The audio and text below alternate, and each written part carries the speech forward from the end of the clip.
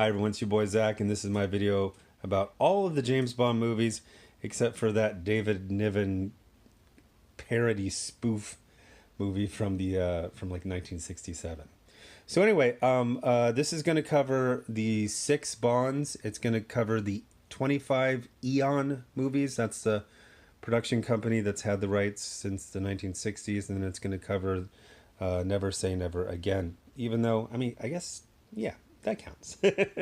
It's Connery, it's Bond, it's not David Niven. But anyway, not that there's anything wrong with David Niven, but seriously, go read the Wikipedia plot summary of that movie and you're going to feel like you're taking bath salts.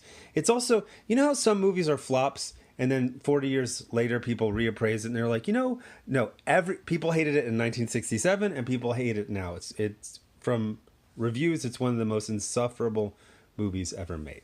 So anyway, as I mentioned before, I didn't grow up watching James Bond. What I knew about it, I didn't like it.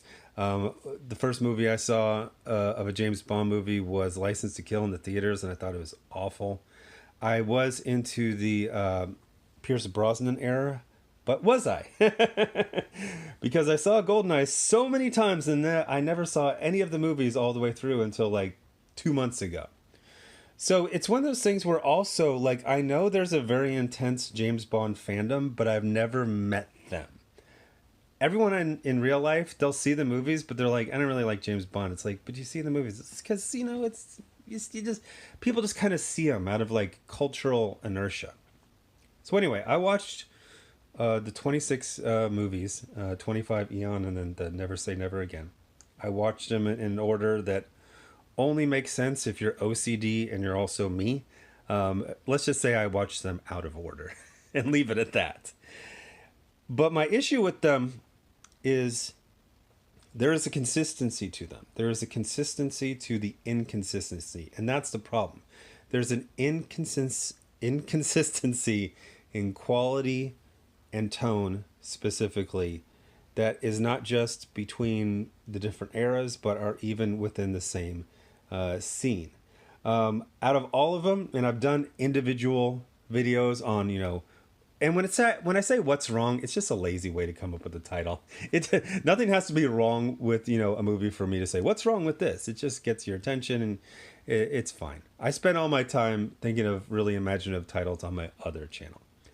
But anyway, after watching it all, I would say that the Roger Moore era is my favorite for multiple reasons, and I'll get into that. My least favorite right now is probably Pierce Brosnan, which is funny because I would stand for GoldenEye for decades. So I guess we'll just move through it, and it'll be a brief recap of the things I said in the other videos. Sean Connery was the OG, but his antipathy, as Obama would say it, to the character, more specifically to the producers and his pay.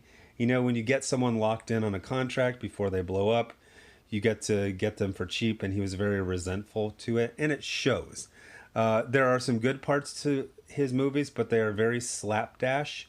I'm thinking specifically of there's a final scene in Thunderball in which the villain is revealed that his yacht splits into a speedboat, except for his speedboat just looks like a smaller yacht.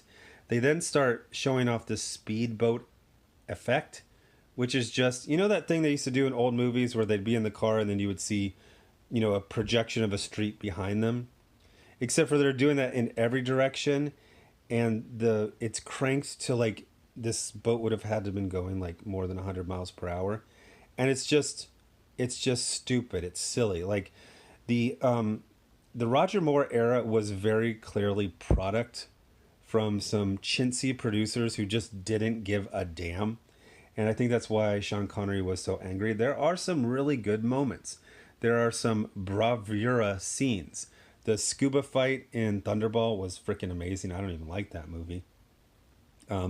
There's some really the whole ninja attack on the volcano layer from You Only Live Twice. I blanked on the name of one of the Sean Connery movies. It's one of the best Bond movies out there, From Russia with Love. It's really great character moments in there.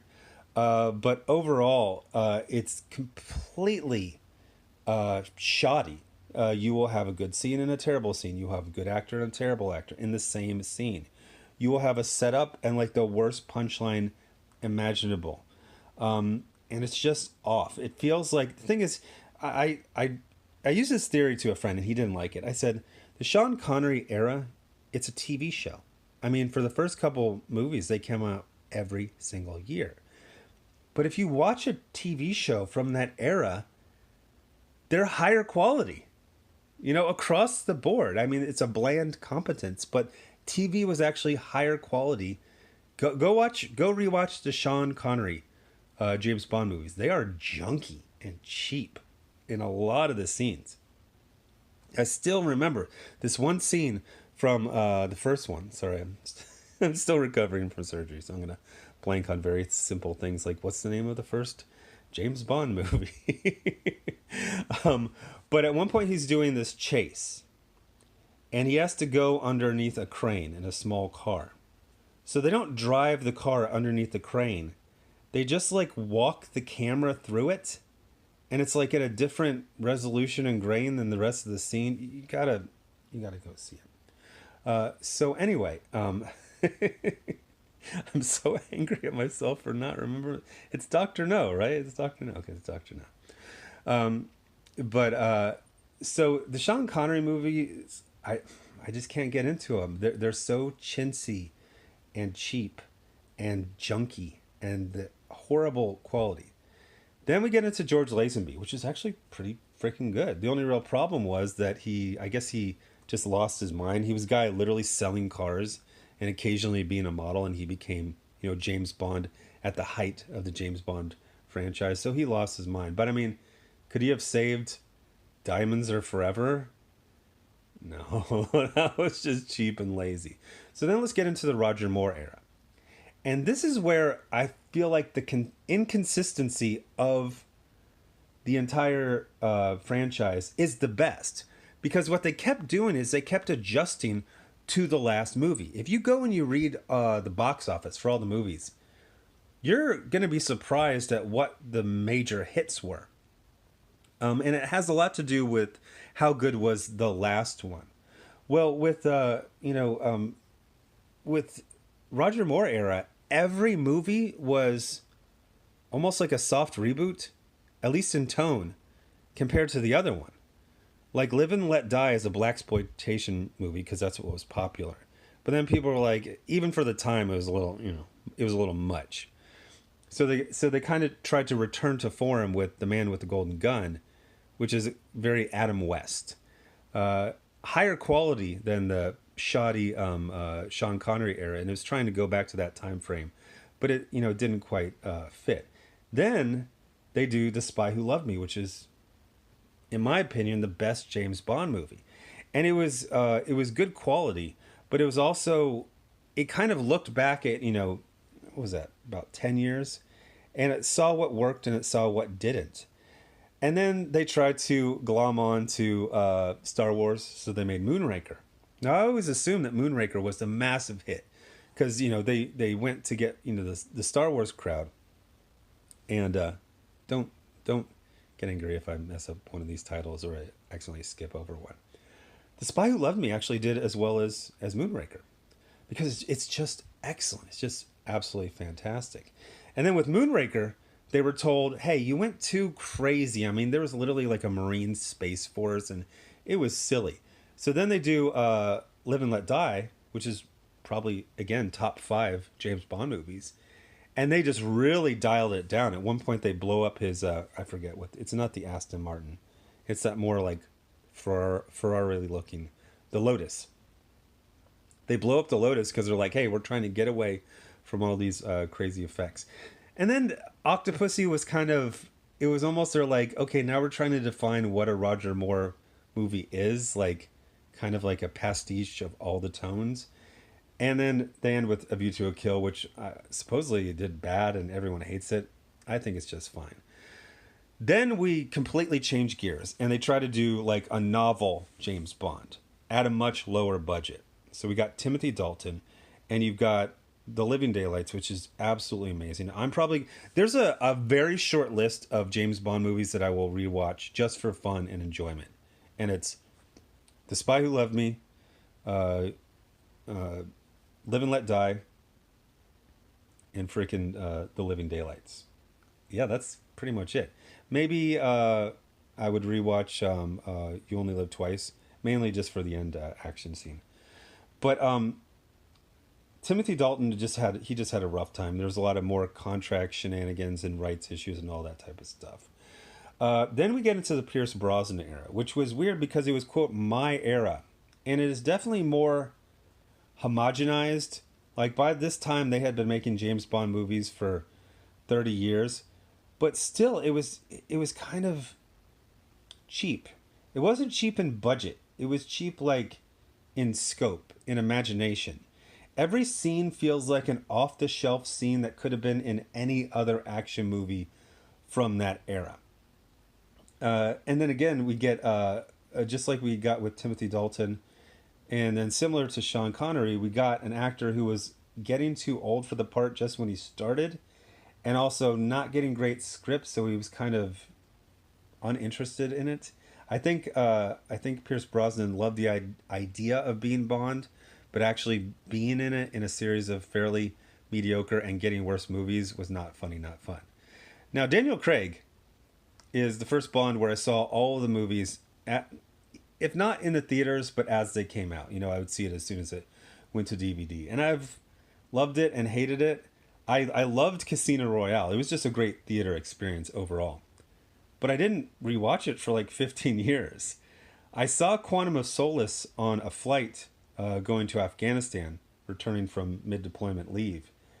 But I took some sleep meds, so I thought I hallucinated it. And when I got to Afghanistan, I was like, yeah, I had this crazy dream that they went to this hotel in the middle of the desert and just everything exploded for no reason. And then I saw it on DVD when I got back. I was like, oh, that was actually the movie. I actually did see that. Quantum of Solace has actually really improved upon rewatching it. I actually would put that in the rewatch for fun. Yes, it's basically a Bourne movie. It's at a good clip. I've noticed I like the shorter Bond movies. I really don't think there's any reason for almost any Bond movie to go longer than 2 hours. Daniel Craig, one of the things I liked about it, you know, obviously they tried to do Jason Bourne, they tried to do aspects of the character from the novel. One of the things I liked was that Daniel Craig just was kind of he was a good actor, and he's trying to do a good job while also still being annoyed and kind of trying to quit the entire time. I don't know. I found that kind of made the movies better, because every movie he made, it felt like it was the last movie. It's like, okay, this is the final thing you're going to say. And oh, no, you got one more. So then, obviously, everyone knows that in the 25th Eon movie, he died. Although we didn't see the body, you know what I mean? They could still bring him back. But there's every indication that he's not coming back and that he's dead in that universe. And one of the reasons I went back to rewatch all the James Bond movies is I do think this is the end of an era. They've never killed him before. And there's people that wanted it to. Sean Connery wanted him to be killed off. Supposedly Daniel Craig pitched killing off James Bond like after the premiere of like the first or second movie. I don't think he's ever going to come back in this kind of soft reboot way. He's always, you know, they'll do references to previous movies, although it basically was a restart with Daniel Craig. Like in Roger Moore, they would refer to his wife who died when it was George Lazenby, things like that. But I do think that it's not just an end of an era, but I don't think we're ever going to get a James Bond who is James Bond. We're probably going to get the era of James Bond as a title that's passed down to other agents, or we're going to get more of an ensemble thing that focuses on MI6. It's really interesting to see how things changed over time. Oh, I should probably talk about that. First of all, they had the same money penny for like more than 20 years. I was shocked because I skipped way ahead to watch A View to a Kill because I didn't really like the Sean Connery era. And it was still her. She was still there. It's like, oh my gosh. The other thing was that M, until he became, you know, essentially James Bond's mommy in the Daniel Craig era, he just did not like Bond. And it wasn't one of those like, oh, I'm being tough on you to make you a better agent. You could tell that he was one of many agents and definitely not M's favorite, and he just kind of always annoyed him. He would occasionally stick up for him to other people, but it was very interesting to see this, super agent, go into his boss's office and gets a parade rest. Out of all the Bonds, I still like Roger Moore the most. He's the most fun. He's the most charming. He's having fun. He wants you to have fun. He's also really good at being heroic. And he's also, I like his take on James Bond is that James Bond is an actor, which if you were constantly, undercover, yeah, of course, you would be a very good actor. So he's always kind of playing a character, and you only occasionally see James Bond himself. Whereas Daniel Craig almost never plays anyone but himself, and his, emotions are always right there on the ragged edge. So overall, I did enjoy the experience of watching all of them, especially since now I get like a million references in movies that I didn't get before. It's like, oh, they got that from, oh, the what was that? The Albert Brooks villain in was it Scorpio in Simpsons? Oh, I get where they got that scene and that joke from. That's fun. I like being a completist. But the overall junkiness of most of it, the inconsistency in tone. It it wasn't fun. It was really annoying. Like I said, most of this feels like a family who got the rights and its product, and they don't really care about it that much. I mean, they like the idea of that being their thing and making money, but I really do like the Daniel Craig era because it seemed like it was like all of a sudden they gave a damn. Now, obviously, it's not the same person. I believe it's the daughter right now in charge of things, but the Daniel Craig, they do try to be like real movies, even almost dramas essentially. So I like that. What would I like to see in the future? I'd like to see Henry Cavill. It's not going to happen. I'd like to see James Bond be more fun. There's a great scene in No Time to Die where I'm blanking on her name. She's like a Latina spy working for the CIA. And she has this fun scene. It's kind of a silly scene. It's a shootout. It's basically a dance. And Daniel Craig, like his eyes are bright and sparkling. And at one point, he doesn't know he's going to die. So he's basically saying goodbye to her. And you can tell he's thinking like, that was fun. We should do that more. Do you remember we were shooting, but we were almost like dancing? And then we took a little break and we had drinks and we were like flirting, but it wasn't over the top. Like it was charming. Like a lot more of that. Just like have fun. And it doesn't have to be ridiculous. I don't want to see Roger Moore skipping over the heads of alligators or crocodiles. Oh my gosh, that Southern sheriff. No, that's not what I'm talking about when I say fun. That was annoying as shit. But fun and flirty and sexy and exciting. Basically that scene with Ana de Armas and Daniel Craig in, where were they? Cuba? Bahamas? I forget where they were. That type of thing. That was a great scene, and that was the tone, and I would like a consistency of tone and more fun in the franchise. So anyway, I think this video would be longer, but I basically made all my points in the ones about the individual eras. So anyway, thanks for watching, and probably, I'm not sure the next franchise I'm going to get into. Bye.